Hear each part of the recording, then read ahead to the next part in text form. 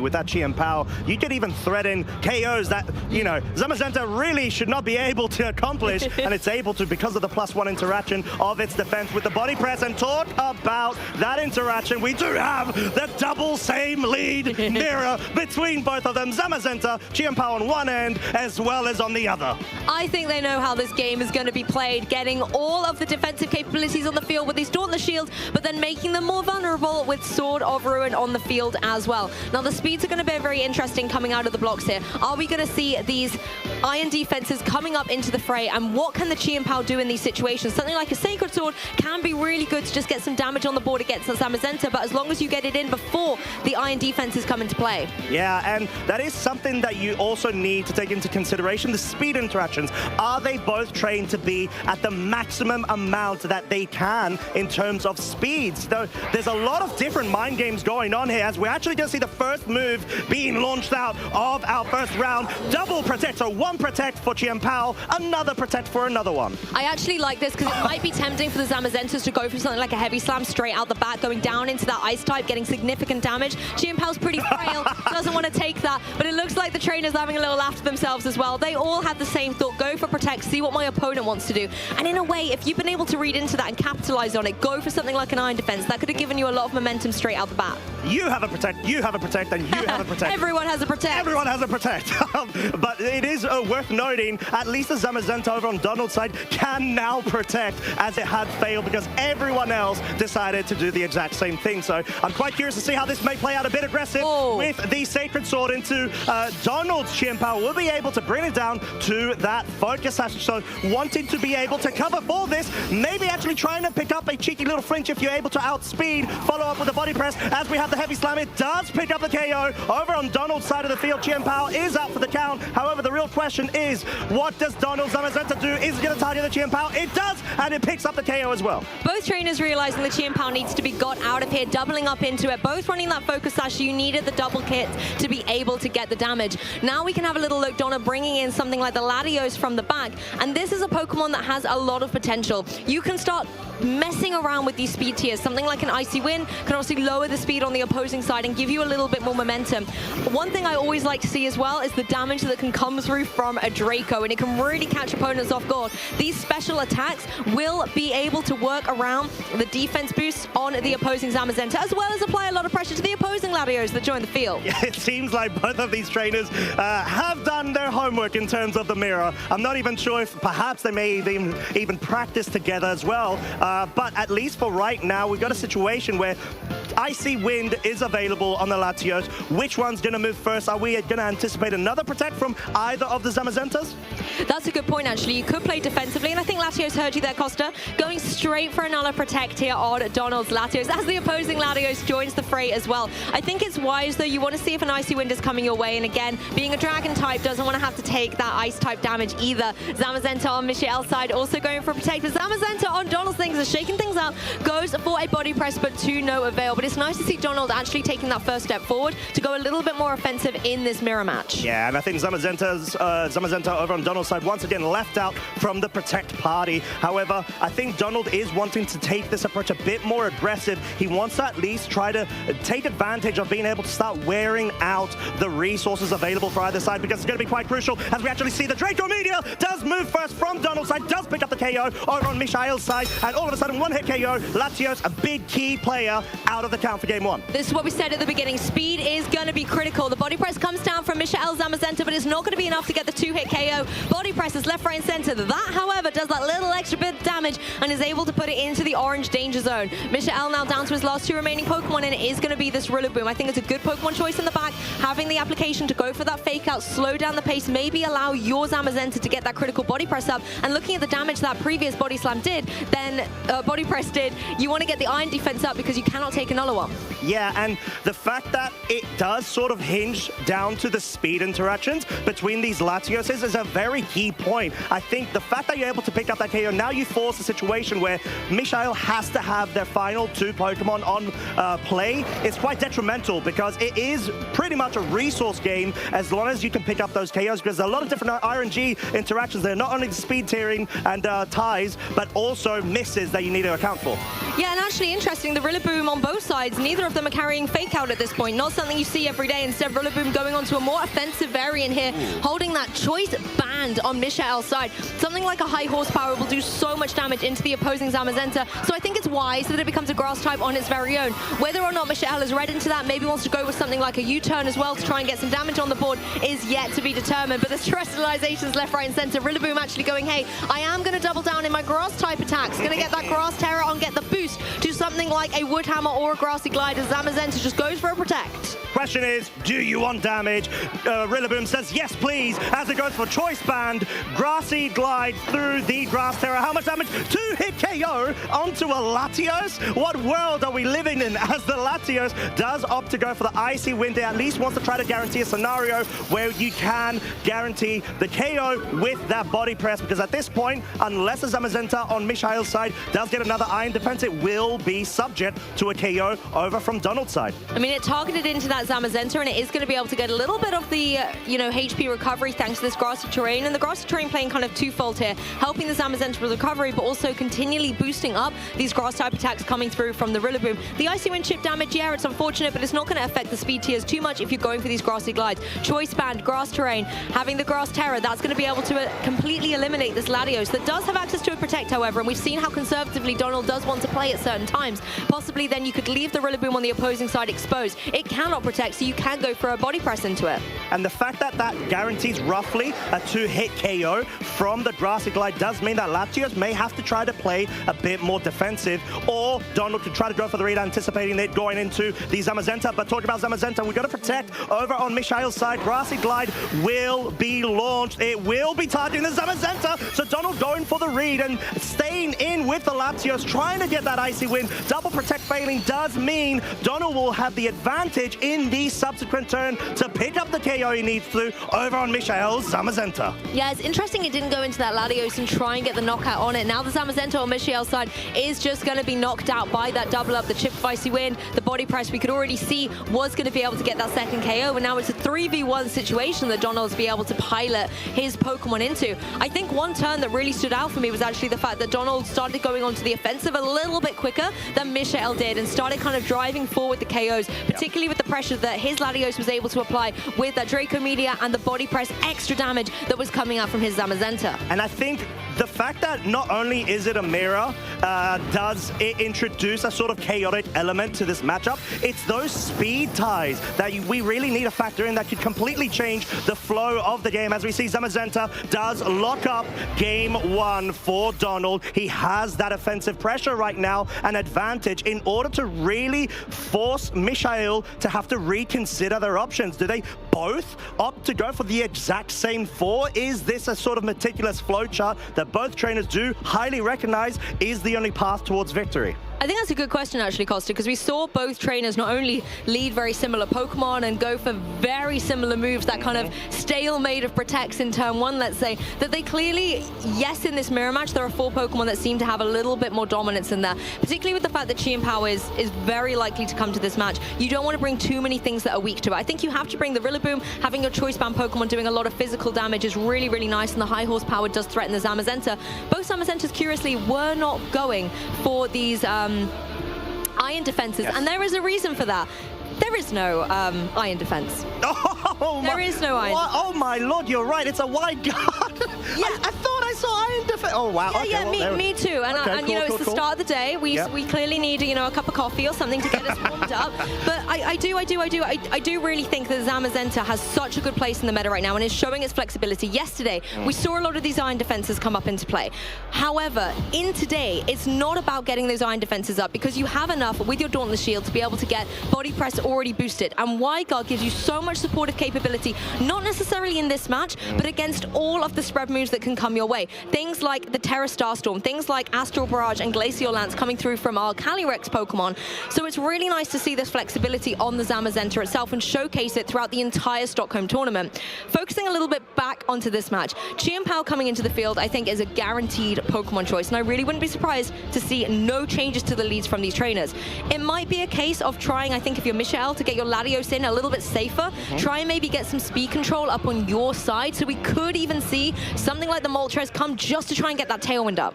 I think that's a good shout, but you do have to be very cautious of the Chien-Pao lead. And I think even if you do have the Latios, that is also threatened by that Chien-Pao, as we are indeed going to see the same exact lead from both these trainers. They know what they got to do. They just need to be able to wrap up the business. So I'm quite curious here, Lou, to see if we're going to see an all-around Protect coming out once again, or more of an aggressive approach from both of the trainers. Could be the same old story, Costa here. Protect's just slowing down the pace of the game, but that actually was the moment where Donald could start capitalizing. If he's able to look at how defensively Michael's going to play, or vice versa, that's when you can start trying to get some damage on the board. Things like a Heavy Slam are going to hurt into the Chien-Pao, and the Chien-Pao in return can go for a Sacred Sword. We've seen the double up completely eliminate Chien-Pao from the field, and at the end of the day, the Sword of Ruin abilities don't stack up. You only need one on there for it to be in play. So you kind of look at your opponent and go, I don't need your Chien-Pao right now, I've got my own. Let's get rid of it and start getting those Pokemon rolling out. Yeah, and I'm quite cautious on the speed tie interaction here, and if it may force another readaptation from either side of the trainers, but we are going to see a Protect at least from Donald's side. It seems like Michael, the fact that they're already down a game, they want to go on the offensive. They feel like they do have the back against the wall, so they need to try to make the big plays right now. No time for protecting here. I just need to go on the offensive. But that does lead up at least a situation where now Donald, since he went for the double Protect, he is now forced to have to play with speed ties or get a hard switch focus onto it. That's the thing, it's kind of a win-win, because if you go for the double Protect on your own side, you're not doing any damage. If your opponent protects but you try and do the damage, yeah, you're not doing any damage, but you now have the Protect in this next turn, and the mind games now get switched into Donald's driving seat. Do you think that Michael is going to try and get some more damage on the board, or go for that more defensive play? I wouldn't be surprised to see the Chien-Pao go for the Protect, because you know that it's going to be a target and Donald can easily KO it with a double up. However, the Zamazenta could be primed to go for that Heavy Slam and just go for the Chien-Pao. Not necessarily get the KO this time, because you need that double targeting into it, but it puts it in a prime position to be cleaned up in the next turn, even from something like a Sucker Punch. Oh, but I think we are having a bit of an insight into Donald's mindset right now, wanting to at least forego a weakness to the body press in order to avoid a potential 2-hit KO range. But this may be susceptible to an Ice Skull Crash if there is a read, and it's not on the correct slot. It is into the Chien-Pao. It does move first, though. There is a chance for a flinch, but no such thing right now. Just a bit of an exchange, an icy exchange from both of these Pokemon. Breaking Sashes, Heavy Slam, though, does knock off this Chien-Pao. Yep, Chien-Pao down and out for the count here in this game 2, thanks to a double up, and it looks like Donald's also reading from the same playbook. Icicle Crashes and Heavy Slams both being targeted up with a cheeky critical hit for a little bit of style flexing to be able to get the knockout. So once again, Costa, what we're seeing is two trainers piloting very similar Pokemon in a very similar way. Having a little look at Donald's Pokemon in the back, we've got that Latios and that Rillaboom. Latios came to the match last time and was able to gain the advantage with its speed, going for a very powerful Draco Meteor to completely eliminate the Latios on Michelle's side. And look at that. Are you surprised? It's another one on the field. I think we're experiencing a bit of deja vu here. The Grass Terra already being activated over on Donald's side does mean that Michelle does have the choice of doing the same in complete honesty, or trying to rely on that late game Rillaboom with a choice band in order to better position himself against, let's say, that Latios. That 2-hit KO was actually very surprising, but unfortunately wasn't able to be completely capitalized off of from Michael. So in this current situation, it may really just come down to another speed tie, who picks up the KO, or is there a chance that we see a Terra steal from the Latios in order to survive a Draco Meteor? That could be a very interesting choice coming through on Michelle's side. Looks like we're just going to see some Protects first of all, not wanting to go for any terrestrialization quite yet, as the Draco Meteor once again was coming down from Donald. So really trying to play through the same script, getting the damage on the board, and you can see how little that body press actually does into the Grass Zamazenta. So a really nice defensive terrestrialization on Donald's side, and really nice defensive plays on the Latios here from Michelle. Yeah, and that's sort of what you need to be able to do. You need to be able to weave yourself around and have that sort of, not premonition, but that insight in order to to stack up the best probabilities for yourself to be able to have that advantage on the board state. But it's very difficult. There's so many mind games right now in terms of, you know, what if I go for the aggressive play, but my Pokemon just doesn't go first? That can really just result in changing the outcome of the game. I think as well the grass terrestrialization poses a lot of problems for Michelle. If there is indeed that Rillaboom as the fourth and final Pokemon, we've seen that it really does nothing to that opposing Zamazenta. If it wants to lock into something like the Grassy Glide or Woodham or even the high horsepower, it would really force that Rillaboom to have to go for a U-turn to get the damage down. And with Daunt the Shield, it's still going to be a hard wall to go through. Latios goes first though, gets the knockout. That is revenge, that is redemption for the Latios on Michelle's side. That's a one-hit KO down into the Latios on Donald's side, and the tables have indeed turned. Tables have turned. The coin toss has gone the other way this time round. Body press now dealing a bit of chip damage, let's say, onto the Zamazenta over on Donald's side. And that's definitely not chip damage. That is a lot of damage of a body press with a resisted hit into the Latios. But we definitely have the sort of inverted mirror situation of the board state from game 1 to game 2 in this current scenario. Donald is now down to his final 2 Pokemon and has that Rillaboom on the field. Thing is, what do you do about the Zamazenta on Donald's side right now? Because another one of those body presses will get the knockout on the opposing Latios. There's really not much the opposing Latios can do. And I love this play, the Y-Guard to stop the potential Icy Wind coming through, but it's not going to be. Instead, the Draco Meteor comes through. It's not an Assault Vest Rillaboom. Instead, it is holding that choice band, so you know you're going to be able to get a little bit more damage on the board. And when stacked up with the body press, that's a knockout. That is such a nice play from Michael there.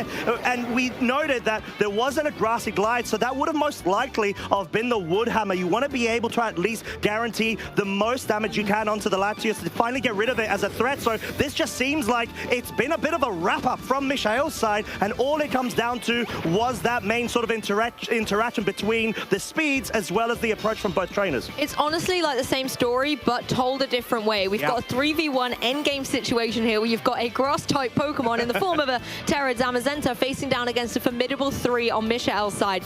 And again, the Latios, I think, has been the key component here. It's going for these Draco Meteors. Obviously, its special attack is going down and down and down with them, but I think the double up is obviously more than enough to be able to get the knockout. And we saw on Donald Zamazenta here, it was actually whittled away out very consistently by body press and Draco Meteor.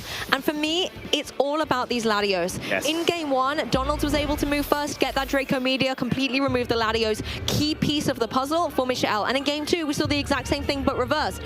These speeds of these Pokemon is very, very interesting. And if I was the players, I wouldn't want to just go on the luck of which one's going to move first. I would want to try and get the Icy Winds out. But with both Zamazentas having the Y-Guard, you now enter a different tier of mind games. Yeah, it's sort of like an expanded lower tier that us mortals cannot actually go ahead and comprehend. And talking about comprehension and mortality, it's the fact that, like you mentioned, Lou, we've got the situation where if you were to sort of look at both of these 2 games and say, right, I wonder if, you know, X went instead of Y, what would have been the outcome? And it does feel like a sort of like alternate dimension what-if scenario. But like we mentioned, though, we need to just be able to think, right, is this really the best approach, or can one of the 2 trainers try to capitalize, thinking, okay, surely my opponent right now, it has to acknowledge that they sort of need to go for the exact same way, and can you be able to circumvent that Latios and get rid of it, or dispatch, or keep your Chien-Pao on the field for enough time to be able to get rid of it, outspeed it, maybe force a Terra if possible. One thing that could possibly happen, I'm going to, bear with me, Costa, I'm going to go off on a bit of a limb here. Please do. Pelipper could very much come to this match, and I would say most likely for Michelle, considering that there is the Grass Terra type on the Zamazenta on Donald's side that he keeps liking to terrestrialize here. The Pelipper can go for these Hurricanes, 100% accurate with the rain that it sets up thanks to its drizzle ability, and considering that it's a special type attack, that's not something the Zamazenta can counter with Daunt the Shield. So you have a nice way to apply pressure to Zamazenta, to the Rillaboom, and then even apply a little bit of pressure to the Latios. So I wouldn't be surprised. Obviously, the leads are no surprise as well. We're seeing Zamazenta and Chien-Pao, but I think the Pokemon in the back will change for these trainers. I would like to see Michelle bring something like the Pelipper. I think there's an argument for either trainer to bring potentially the Moltres in the back as well, just to try and get that Tailwind out, but I would have thought that might have come front and center if that's the mode you want to go with. Instead, you're going to have to keep playing the same expert way you've been playing against your opponent and hope that your opponent makes a mistake and that you do not. And there is one notable difference between both of our trainers' Pelippers. and that is that Donald's does actually have the muddy water over a weather ball that Michael does. So it will be quite interesting to see if that ever does play out. But for now, we have the double protect, triple protect, should I say, and I wonder if this is a fourth one.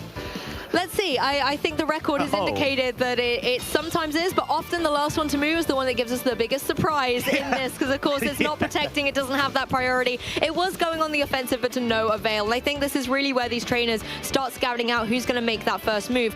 Donald, you can see hovering over that terrestrialization button, wanting to make sure that already those body presses cannot do a lot of damage, but there are reads to be made here. The critical thing, however, is with the Dauntless Shield up, you already have a defense in play. Yes, you've got some counteraction from the Sword of Shield, but the Icicle Crashes are not going to be maybe as detrimental as we're used to seeing when they go down into a Grass Terror type. So if, as Michael or Donald, you want to call that there is a potential Grass Terror type, you can always go for the Icicle Crash there, but the temptation surely has to be to double up into the Chi and Power and remove it from the field. Oh, as we see, Icicle Crash does get launched off first from Michael's side. No flinch, does connect. Both sashes broken yet again. Similar fashion once more from game 2. Body press does get rid of the Chi and Power over on one side, and I'm not going to be surprised at all if we do see yet again the Chi and Power now over on Michael's side getting knocked out. Do you know, I get it. I get why Chi and Power has to come to this match. It really does help out the Zamazenta. But in a mirror match like this, it really doesn't do much, Costa. It stays on the field for one turn, gets doubled down into, has a cheeky protect in there. But actually, it doesn't play a big role in the match other than to just keep it even Stevens between these trainers. Where the niches start to come into play are with these Latios that we see. Michael bringing the Latios out front and center, and Donald, oh, look at that, another Latios. Wow, surprise, surprise. But I think if there could be another level of expectation, maybe trying to opt to go for the protect play, but like you mentioned, Lou, I think it's just wanting to at least guarantee that you're equal, and at no point do you allow a Chi and Power to be on the field when a Latios does come onto it as well. So once again, is this going to be a Draco Media galore between the racing, fashion of both of these Latios trying to outspeed and pick up a direct KO, or will we see a cheeky surprise of a Terra from either Latios to circumvent that? I really like that thought, actually, Costa, because the Latios, the Draco Medias are going to come down and get the knockout. So if you do go for a Steel Terra, that's a really nice way to circumnavigate that. But it looks like the same on stories coming through here for Donald. It is going to be that Grass Zamazenta here, just to make sure that it's not going to take so much damage from these body presses. I was actually on Michael's side, my apologies there. Going to be able to just, I think take a leaf out of Donald's playbook there and go for it. But oh wait, what? Honestly, these Zamazentas, they're running circles around me, okay? I know I'm the crazy cat lady of the caster desk, but you don't need to shame me, little puppies on the field. But I think both trainers have the right idea. Going for this Grass Terror just to make sure that the body presses in the end game are not going to be stacking up as quickly as they are. Donald going for the protect here as the Luster Purge. Oh, really nice to see this comes through. Luster Purge will be finally actually dropping the special defense here, maybe allowing itself for a further follow-up, guaranteeing if the Luster Purge does come out once again onto Donald Zamazenta, it will get picked off. So this actually leads Donald to feel like, okay, do I really need to actually defend my Zamazenta and act upon with my Latios? But then you have to be aware that you're prone, once again, to the potential speed type Draco Media interaction, which at this point, I think it's the most pivotal play and crucial piece to this matchup. Things look dangerous. There's the Draco Media, comes down into Latios. That's a one-hit KO. Latios is out of there, cannot retaliate, cannot get redemption. And now you've got the Zamazenta on Michael's side able to go for a body press and put this opposing Zamazenta in such a difficult spot. Instead, it's actually going to be the heavy slam. Not going to do too much as they can away the same amount. Yeah, as they do, body press does get a bit more chip damage onto Zamazenta over on Michael's side. But if I'm completely honest, this feels very big right now. The Michael has that huge advantage of being able to still have Latios on the field. It does resist both body press as well as the grass type moves from Rillaboom. Most importantly, you've just got so much more resource available to yourself. Grass terrain's on the field. We can get a bit of recovery from that Zamazenta over on Michael's side, most importantly, but the Zamazenta over on Donald's side, it is within range of getting picked off right now. It only has one potential protect it could go for. Draco Media comes through. No protects coming through to maybe get a bit of recovery on the Zamazenta on Donald's side to avoid getting knocked out from the body press. But Rillaboom's actually the target. The double up KO. It is gone. Donald down to just the Zamazenta. Well done. Well played. All of a sudden, this doggo is going to have to try to make the impossible possible. Bring this back with a 3 versus 1. I don't think it's going to be able to do so. But, you know, stranger things have happened in VG before. Although we do see, it looks like Donald has been well aware of the writings on the wall. And we have the winner of the first stream match being Michael Kelsch.